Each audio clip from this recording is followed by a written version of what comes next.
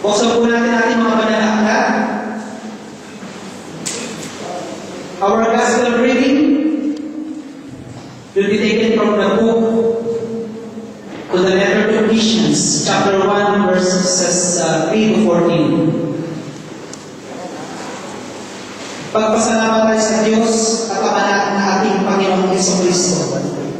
Pinagkalooban niya tayo ng lahat ng makabalang spiritual dahil sa ating makikipag-isa kay Kristo. At sa ating ng makikipag-isa nito, piniran niya tayo bago panilikha sa nito upang maging banal at walang kapintasan sa harap niya. Dahil sa pag-ibig ng Diyos, ay kanyang tinalaga upang maging mga anak niya sa pamamagitan ni Jesucristo. Kaya ang kanyang layunin at kalooban. Purihin natin siya dahil sa kanyang nakakahangang pagkalinga sa atin sa pamamagitan ng kanyang minamahal na anak. Tinubos tayo ni Kristo sa pamamagitan ng kanyang kamatayan at sa gayoy pinatawad na ang ating mga kasalanan. Gayon karakila ang pag-ibig na ipinalaman sa atin.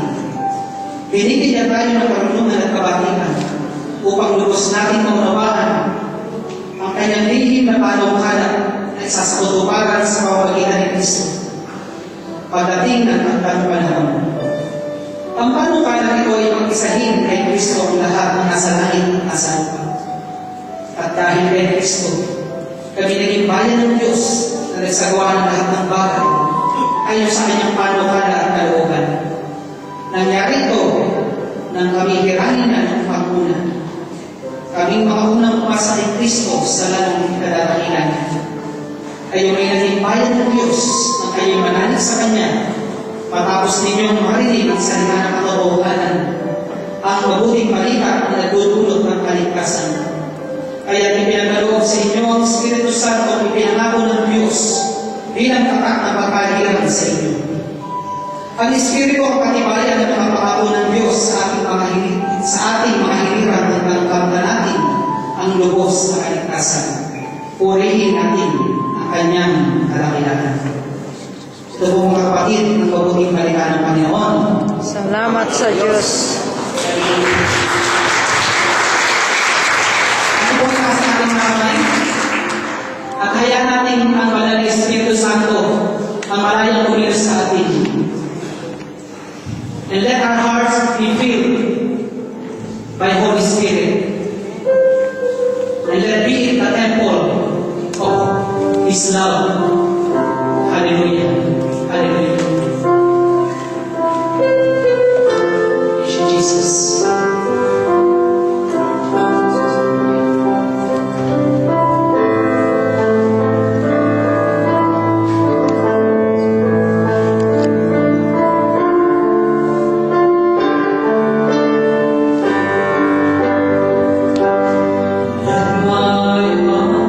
be a temple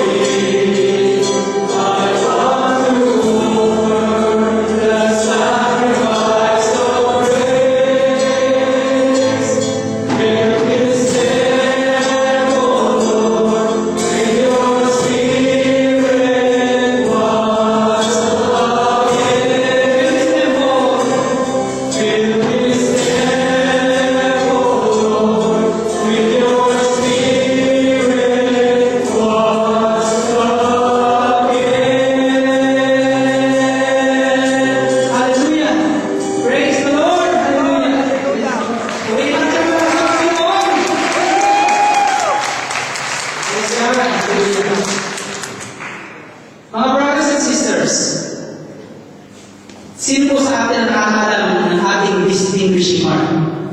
Nasa kamay. Distinguishing mark. Yung pinagkakakilanlan sa atin. Alam niyo po yung distinguishing mark. Noong araw po, sa mga passports, inilalagay yung distinguishing mark. Halimbawa, meron kang balak sa pisngi. Yan yung distinguishing mark. Amen? Amen. So, kahit saan ka magpunta, okay, kahit saan ka magpunta, yung distinguishing mark mo, yan ang dalatala mo. Amen? So, hindi ka pwedeng maglagay sa passport ng distinguishing mark na nakatago, na sa masilang parte ng iyong katawan. Amen? Dahil kapag ikaw ay nawala, okay? At halimbawa, ikaw ay nagkaroon ng amnesia. Hallelujah. Okay? Alam ng authorities kung paano kanila makikilala. Nakukuha niyo po ba? So, lahat tayo may pinagkakakilanlan, lahat ng tao. Amen? At tayo lahat, alam natin kung saan tayo nagmanalahi. Pag sinabing, ayan, anak yan ni Pamilis. Ayan, anak yan ni Palabo. Alam niyo ba anong araw? Nung sa nilalang kong baryo, ang mga tao, meron silang distinguishing marks bawat ng pamilya.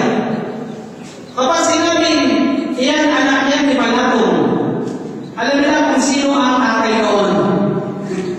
Pag sinabing anak yan ni Sarpinas, alam niya kung sino ang tatay yun. Totoo po yun. Amen. Lumaki, marami po sa amin ang lumaki na alam kung ano yung pinagkakamilan ng pamilya. Buti na lang sa pamilya ko, wala kami ganoong alias. Kumbaga, walang ano tawag yun, pagkalaro din tinatawag sa pamilya mo. Kasi mayroong history yun. Pero brothers and sisters, noong makilala natin ang Panginoon Jesus, pero siyang ipinagkaloob sa atin na distinguishing mark, which is common for all Christians. Amen? Amen. Ito po ang ating anak. Kapag ikaw ay nagpuntas sa anumang bansa sa buong mundo, yan anak na yan, dalatala mo. Be it sa trabaho mo, be it sa mga mahal mo sa buhay, kapag pumasyal ka, dala mo yan anak na yan. Amen? Alam niyo po ba kung ano